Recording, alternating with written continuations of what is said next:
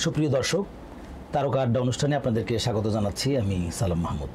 আজকে আমাদের স্টুডিওতে কথা বলার জন্য উপস্থিত রয়েছেন আমাদের দেশের অত্যন্ত জনপ্রিয় টিভি উপস্থাপক তানিয়া আফরিন। আমরা কথা বলবো তার সঙ্গে। তানিয়া আফরিন, আপনাকে স্বাগত জানাচ্ছি তারকা আড্ডা অনুষ্ঠানে। আপনি কেমন আছেন?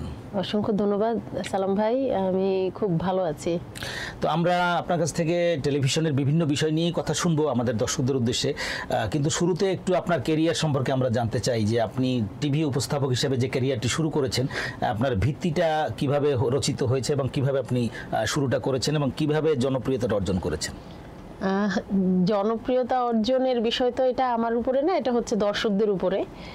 আর যেহেতু বললেন যে শুরুটা এবং ভিত্তিটা কিভাবে হয়েছিল সেটা এটা অনেক বড় একটা ঘটনা, কিন্তু ছোট করে যদি বলি তাহলে হবে যে 2000 সালে যখন 21 টেলিভিশনের পদযাত্রা শুরু হয়, যখন আমরা দেখতে পাই যে ডিশের বাইরেও কিন্তু বিটিভির সাথে 21 টেলিভিশনটা দেখা যেত।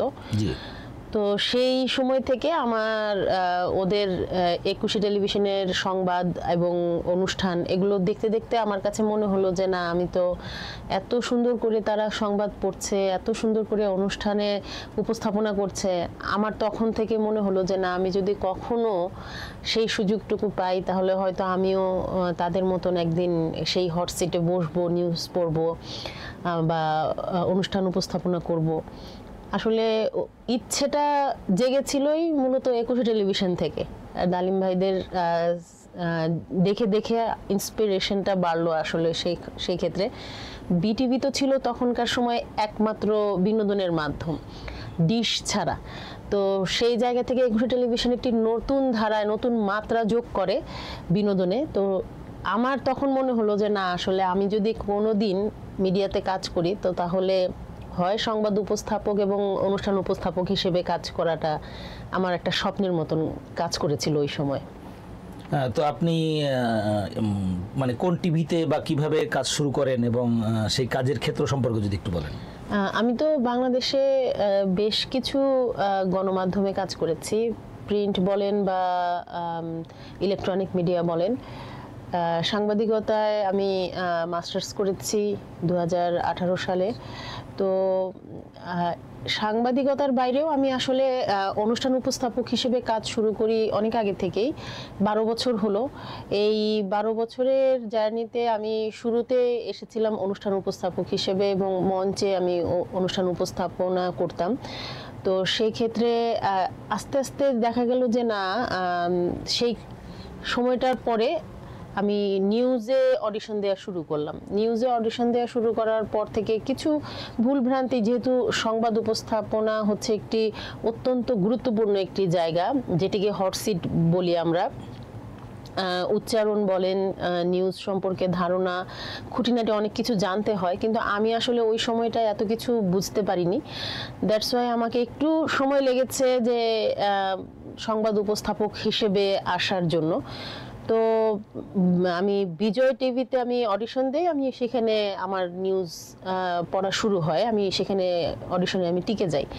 তারপরে সেখানে দীর্ঘদিন সংবাদ উপস্থাপনা করার পরে আমি গাজী টেলিভিশনে, জিটিভি যেটা বলে থাকেন আপনারা, গাজী টেলিভিশনে সেখানে আমি ব্রডকাস্ট জার্নালিস্ট হিসেবে কাজ শুরু করি, ডেস্ক এবং সংবাদ উপস্থাপক হিসেবে দুটোই একসাথে করতাম।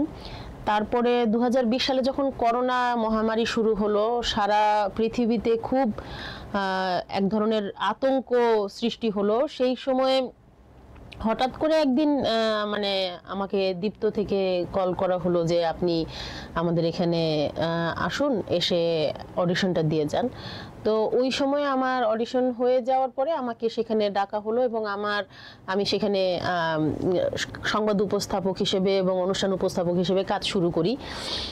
দীর্ঘ 6 বছর হয়ে গেল দীপ্ততে সংবাদ উপস্থাপনার সাথে জড়িত আছি। মাঝে মাঝে আবার অনুষ্ঠানও উপস্থাপনা করছি সেখানে।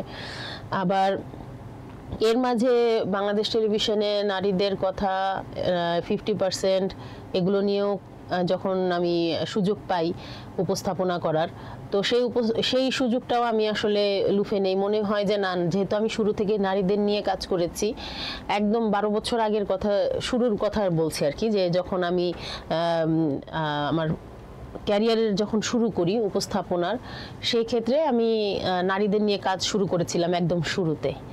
তো সেই জায়গা থেকে আমার হঠাৎ করে মনে হলো যে না, আমি তো মাঝখানে কিছুটা বন্ধ ছিল এই কার্যক্রম, কিন্তু পরে আবার আমি সেটি চালু করি এবং আস্তে আস্তে জিনিসগুলো দেখা যাচ্ছে যে অন্যান্য চ্যানেলেও এই বিষয়টি খুব পজিটিভলি নিয়েছে। যেমন এটিএন বাংলায় আমার একটি প্রোগ্রাম চালু হয়েছে অপরাজিতা, এটিও নারীদের অধিকার এবং নারীদের ক্ষমতায়ন নিয়ে। পাশাপাশি আমি চ্যানেল 9-এও কাজ করছি, বিশেষ কিছু প্রোগ্রামে আমি উপস্থাপনা করে থাকি, যেমন ঈদের প্রোগ্রামগুলো, তারপরে মা দিবসের প্রোগ্রাম, পুজোর প্রোগ্রাম, তারপরে পয়লা বৈশাখ, ক্রিসমাস, এই টাইপের আর কি। তো মোটামুটি আমি উপস্থাপনার কাজের পাশাপাশি আমি সংবাদ উপস্থাপনাও করে যাচ্ছি। আপনাদের দোয়া এখন কতটুকু সফল হয়েছি সেটা তো দর্শক বলবে, আপনারা বলবেন। জি, ধন্যবাদ। তো আপনার দৃষ্টিতে যে আমাদের দেশে প্রায় 40টির মতো স্যাটেলাইট টেলিভিশন এবং এখানে সহস্রাধিক বা লক্ষ লক্ষ কিন্তু এখন সংবাদ উপস্থাপক, রিপোর্টার এই মিডিয়াতে অনেক কাজ করছে। তো সেক্ষেত্রে ক্যারিয়ারের জন্য একজন শিল্পীর বা যারা সংবাদ উপস্থাপনা করে বা রিপোর্টিংয়ে থাকে, ডেস্কে থাকে, তাদের জন্য এই পেশাটা আসলে কতটুকু এখন নির্ভরযোগ্য আপনি কি মনে করেন? অবশ্যই সাংবাদিকতা পেশা একটি আমি বলবো যে খুবই সম্মানের একটি পেশা, সম্মানজনক একটি পেশা। কারণ সাংবাদিকরা হচ্ছেন জাতির একটি চতুর্থ স্তম্ভের মধ্যে একটি। তো সেই গণমাধ্যম কর্মী হিসেবে আমি বলবো যে সাংবাদিকতা পেশাটি সম্মানজনক হলেও আসলে বাস্তবতা একটু কঠিন, রূঢ় বাস্তবতা। কারণ দেখা যাচ্ছে যে 40টির মতন স্যাটেলাইট চ্যানেল আছে, কিন্তু আদৌ কি এই স্যাটেলাইট চ্যানেলগুলো কি সঠিক প্রাপ্য সম্মানটুকু কি আমাদের সাংবাদিক ভাইদেরকে দিচ্ছেন কিনা?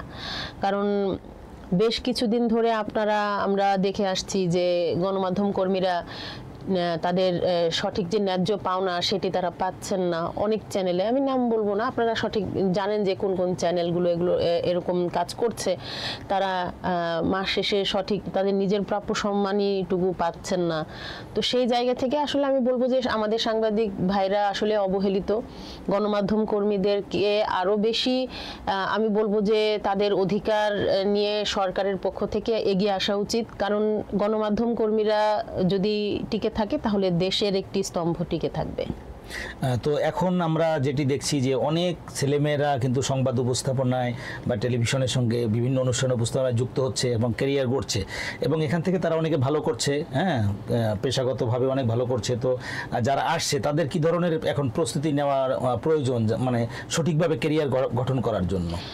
আসলে এখন আমরা দেখতে পাচ্ছি কি যে বেশিরভাগ ক্ষেত্রে বাংলা উচ্চারণের যেই বিষয়টি, শুদ্ধ উচ্চারণের বিষয়টি অনেক সময় অবহেলিত হয়। আমরা বলে থাকি না বাংলিশ উচ্চারণ, জি, অনেকটা যে যেমন ইউটিউবে আমরা দেখতে পাই যেসব কন্টেন্ট ক্রিয়েটররা উচ্চারণ করছেন, বাংলা সঠিক উচ্চারণ হচ্ছে না, এই টাইপের দেখা যায় যে অনেক বেশি ছেলেমেয়েরা আসে, কিন্তু সঠিক উচ্চারণের কারণে দেখা যাচ্ছে যে তারা টিকতে পারছে না। তো দিন শেষে যদি সংবাদ উপস্থাপক হিসেবে বা অনুষ্ঠান উপস্থাপক হিসেবে কাজ করার ইচ্ছে থাকে, তাহলে সেই ক্ষেত্রে শুদ্ধ উচ্চারণ, প্রমিত উচ্চারণ আমরা যেটা বলে থাকি, শুদ্ধ উচ্চারণে কথা বলাটা আসলে খুব বেশি জরুরি। এবং সর্বোপরি সংবাদ সম্পর্কে ধারণা, যে জ্ঞান, যে প্রতিদিন কি ঘটছে আমাদের দেশে বা আমাদের সারা বিশ্বে, কোথায় কি ঘটছে আমার চারপাশে, সেটি সম্পর্কে একটু জ্ঞান থাকা উচিত। কারণ দিন শেষে আপনি যখন ক্যামেরার সামনে বসবেন, শুধু কি হাতের স্ক্রিপ্টটাই কি আপনার সম্বল? আপনার নিজের জানাটাও একটা বিষয় থাকে, যে হ্যাঁ, আপনি কোন বিষয় সম্পর্কে যদি একটা ন্যূনতম ধারণা আপনার না থাকে, সেক্ষেত্রে হয়তো ক্যামেরার সামনে উপস্থাপন করাটা আপনার জন্য আরো বেশি কঠিন হয়ে পড়বে। আরেকটা বিষয়, আপনি তো একই সঙ্গে টেলিভিশনেও সমানতালে বিভিন্ন টিভিতে উপস্থাপনা করেছেন, সংবাদ উপস্থাপনা, এবং মঞ্চেও আমরা দেখছি দীর্ঘদিন ধরে আপনি করছেন। এবং কয়েকদিন আগেও আমরা একটা দেখছি ফরেস্টার হোটেলে বড় অনুষ্ঠানে আপনি উপস্থাপনা করেছেন। তো মঞ্চের যে উপস্থাপনাগুলো এবং টেলিভিশনের এই কাজগুলোর মধ্যে অভিজ্ঞতা বা মানে প্রস্তুতির বিষয়টা কীরকম, মানে দুইটা অনুষ্ঠানের মধ্যে আলাদা কি আমরা দেখতে পাই? আমি তো আগেই বলেছি যে মঞ্চের উপস্থাপনার কাজ দিয়ে শুরু করেছি 12 বছর আগের কথা। মঞ্চের কাজটি আমি বরাবরই খুব বেশি এনজয় করি এই কারণে যে তখন মনে হয় যে সামনে যে দর্শক বসে থাকেন উনি ইনস্ট্যান্ট আমার কাজের একটা ফিডব্যাক আমি তখনই পাই। যেমন আপনি বললেন যে এই যে 4 স্টার হোটেলের যে প্রোগ্রামটি আমি উপস্থাপনা করেছি সেদিন কিন্তু সবাই বেশ আমাকে আমি বলবো যে আপনিও তো ছিলেন সেখানে, সবাই বেশ প্রশংসা করেছে। বিশেষ করে সাবিলা নূর ম্যামও ছিলেন সেখানে, রোজিনা ম্যাম ছিলেন। রোজিনা ম্যাম এক পর্যায়ে আমাকে জড়িয়ে ধরে আমাকে খুব ধন্যবাদ জানালেন এবং আমাকে বললেন যে তুমি খুব সুন্দর করে কথা বলো। এটি হচ্ছে আমার এই 12 বছরের অর্জন যে একজন লিজেন্ড, আমি বলবো রোজিনা ম্যাম কিন্তু আমাদের দেশের লিজেন্ড একজন অভিনেত্রী। তো সেই জায়গা থেকে উনি যখন প্রশংসা করলেন তো সেটি আসলে আমার জন্য অনেক বড় একটি পাওয়া। এই কারণে আমি বলবো যে যখন কোনো স্টেজ প্রোগ্রামে পারফর্ম করি সেই ক্ষেত্রে দর্শক সারি থেকে বসে যখন কেউ প্রশংসা করে বা অ্যাপ্রিসিয়েশনটা জানায় তখন আমার মনে হয় যে না, আমার কাজের সার্থকতা সেখানেই। তো আপনার আগামীর পরিকল্পনা বা লক্ষ্য কি এই মিডিয়ার মাধ্যমে? অবশ্য তার আগে আরেকটা জিনিস আমি জানতে চাই যে আপনি এই কাজের মাধ্যমে আপনি অসংখ্য পুরস্কারে ভূষিত হয়েছেন, সেই পুরস্কার প্রাপ্তিগুলো আপনার ক্যারিয়ারকে কিভাবে এগিয়ে নিয়ে যায়? এটি একটি বড় পাওয়া, কারণ যখনই কোনো কাজের জন্য যখন আমাকে কেউ কোনো প্রতিষ্ঠান বা সংগঠন আমাকে পুরস্কারে ভূষিত করেন সেই ক্ষেত্রে আমি মনে করব যে আমার কাজের প্রতি যে দায়িত্বটা সেটা আরো বহুগুণে বেড়ে যায় তখন। কারণ পুরস্কার শুধুমাত্র পুরস্কার না, এটি হচ্ছে গিয়ে আমি যে কাজটি করেছি সে কাজের একটি স্বীকৃতি, এবং এই স্বীকৃতি স্বরূপ আমার তখন মনে হয় যে না, আমাকে আরো ভালো করতে হবে, আমাকে আরো দায়িত্ব নিয়ে আরো সামনে এগিয়ে যেতে হবে, আরো কাজ করতে হবে। আর যেহেতু নারীদের ক্ষমতায়ন নিয়ে, নারীদের অধিকার নিয়ে আমরা কাজ করে, বিশেষ করে আমি কাজ করেছি 12 বছর, এই জন্য আমি বলবো যে এই কারণেই আমাকে বেশিরভাগ সময় মানে পুরস্কৃত করা হয়েছে অনেক সংগঠন থেকে। তো নারীদের অধিকারের কথা বলার লোকের সংখ্যা আসলেই খুব কম, কিন্তু দেখা যাচ্ছে যে সংগঠন তো অনেকেই আছেন নারীদের অধিকার নিয়ে কথা বলার জন্য, কিন্তু আদৌ কি আমরা নারীরা যারা আছি তারা কি আদৌ সেই অধিকারটুকু পেয়েছি? ক্ষমতায়ন তো পরের কথা, প্রথম ধাপটি হচ্ছে অধিকার, দ্বিতীয় ধাপে গিয়ে ক্ষমতায়ন। অধিকার না থাকলে আমি ক্ষমতায়ন করব কি, কিসের ভিত্তিতে? তো সেই ক্ষেত্রে আমি যেই কয়েকটি প্রোগ্রামই করেছি সব ক্ষেত্রে দেখা গেছে যে না, আমি পুরস্কারে যখন ভূষিত হয়েছি নারীদের কথা 50%, নারীর সফলতা, অপরাজিতা, জয়িতা, এই ধরনের প্রোগ্রামগুলো যখন আমি হোস্ট করেছি এই প্রোগ্রামগুলোর উপরেই বেসিক্যালি আমাকে পুরস্কার দেওয়া হয়েছে, এবং সংবাদ উপস্থাপক হিসেবেও আমি কয়েকটি পুরস্কার পেয়েছি। এরপর থেকে আসলে আমার কাজের প্রতি ডেডিকেশন আরো মনে হয় যে না, আমার আরো বাড়াতে হবে, যেহেতু আমাকে কয়েকজন রেকগনাইজ করেছে, কয়েকটি সংগঠন আমাকে সম্মানিত করেছে। তো আমিও তাদের কাছে কৃতজ্ঞ যে তারা আমার কাজটিকে সম্মানের সাথে তারা সেই জায়গাটিতে আমাকে দেখার জন্য আমি তাদের কাছে কৃতজ্ঞ এবং ধন্যবাদ জানাই। তো আপনার তো একটি সমৃদ্ধ ক্যারিয়ার বা অনেক অভিজ্ঞতা, তো আগামীতে আপনার কি পরিকল্পনা নতুন প্রজন্মকে নিয়ে যারা আসতে চায় বা কোনো ইনস্টিটিউশন করার বা কোনো রকমের প্ল্যান আপনার আছে কিনা এই পেশাকে ঘিরে? আমার আসলে ইনস্টিটিউট বিষয়টি অনেক বড়, এটির আসলে এটা করার ক্ষমতা হয়তো আমার নেই, কিন্তু আমার একটি ছোট্ট একটি ইচ্ছা আছে, সেটি হচ্ছে যে যেহেতু সংবাদ উপস্থাপক এবং অনুষ্ঠান উপস্থাপক হিসেবে কাজ করছি গণমাধ্যমে, আমার একটি চিন্তা হচ্ছে কি যে যেহেতু অপরাজিতা নিয়ে আমি এগুচ্ছি এখন, এই অপরাজিতা একটি বড় প্ল্যাটফর্মে দাঁড়াক, এটি আমার একটা স্বপ্ন যে একটা সময় গিয়ে যেন এই অপরাজিতা দিয়ে আরো 10 জন নারীর অধিকার নিশ্চিত করতে পারি। সেটি আমার এখন পরিকল্পনা, যে ভবিষ্যতে যদি কোনো বড় কিছু হওয়ার সুযোগ থাকে তাহলে সেই ক্ষেত্রে এই অপরাজিতা দিয়ে আমি সারা বাংলাদেশে যেসব অধিকার বঞ্চিত নারীরা আছেন তাদের জন্য কাজ করব। আরেকটা বিষয় একটু আমি জানতে চাই যে আপনি তো অনেক টেলিভিশনে বহু প্রোগ্রাম করেছেন, কিন্তু এটিএন বাংলায় যে অপরাজিতা অনুষ্ঠানটি এটি খুব বেশি পর্ব প্রচারিত হয়নি, কিন্তু ইতিমধ্যেই এই অনুষ্ঠানটি নিয়ে ব্যাপক আলোচনা বা প্রশংসা আমরা শুনতে পাচ্ছি। এর আসলে পিছনে কি রহস্য থাকতে পারে বা কি কারণ আছে বলে মনে করেন? এটি আসলে মূলত কারণ হচ্ছে কি যে আমি অপরাজিতা এটিএন বাংলার যে টিমটা, আমরা যে টিম নিয়ে কাজ করছি, এই টিমের মূলত একটি বড় এজেন্ডা হচ্ছে যে আমরা যেই সমাজে নারীদের প্রতি যে বৈষম্য বিদ্যমান রয়েছে সেই বৈষম্যগুলোকে আমরা তুলে আনার চেষ্টা করি দর্শকদের সামনে। এবং বৈষম্যের কথা যখন একজন ভিকটিম তার মুখ থেকে বলবে যে হ্যাঁ আমি এই জায়গায় আমি প্রতারিত হয়েছি বা আমার এখানে সমস্যা হয়েছে, যখন কোনো নারী কিন্তু সহজেই তার মুখ খুলতে চায় না, কারণ এই ক্ষেত্রে দেখা যায় যে সামাজিক অনেক বাধা থাকে, পারিবারিক বাধাও থাকে। তো আমাদের অনুষ্ঠানে সেই বাধাগুলো পেরিয়ে আমরা সেই জায়গা থেকে আমাদের নারীদের কথা বলার সুযোগ করে দিচ্ছি। এটি একটি কারণ হতে পারে যে অল্প কয়েকটি পর্ব প্রচারিত হওয়ার পরও মানুষ দেখছে এবং এই বিষয়টি নিয়ে আলোচনায় এসেছে, এটি একটি কারণ হতে পারে। কারণ সমাজে যেই জায়গাটি আমরা দেখতে পাই যে নারীরা অবহেলিত, কোনো নারী কিন্তু তার পরিবার থেকে বেরিয়ে এসে মুখ খুলে কথা বলতে ভয় পায়, চাই না। তো আমার অনুষ্ঠানে আমি এই জায়গাটি করার মানে আপ্রাণ চেষ্টা করছি, যাতে নারীরা ঘর থেকে বেরিয়ে এসে তাদের উপর যে নির্যাতন হচ্ছে, অত্যাচার হচ্ছে, সেই জায়গাটি তারা মুখ খুলে বলুক এবং তারা তাদের অধিকার আদায়ের জন্য লড়াই করুক। এমনিতেই নারীরা কিন্তু খুব সাহসী এবং যোদ্ধা, কারণ আপনি দেখবেন যে একজন নারী যখন একটি শিশুকে জন্ম দেয়, পৃথিবীর সবচেয়ে কঠিনতম কাজ হচ্ছে একটি শিশুকে জন্ম দেয়া। যখন একটি মা তার শিশুকে জন্ম দেয়, সেই মায়ের যত সাহস তার শরীরের উপর দিয়ে যায়, তখন ওই নারী একজন যোদ্ধা অবশ্যই। এবং আমি মনে করি যে সেই কষ্টের ভাগিদার পৃথিবীতে আর অন্য কিছুই হতে পারে না। তো একজন নারী যখন তার জীবনের সমস্ত কিছু বিসর্জন দিয়ে একটি সন্তানকে জন্ম দিতে পারে, তাহলে নারীরা কোন ক্ষেত্রে পিছিয়ে থাকবে বলেন?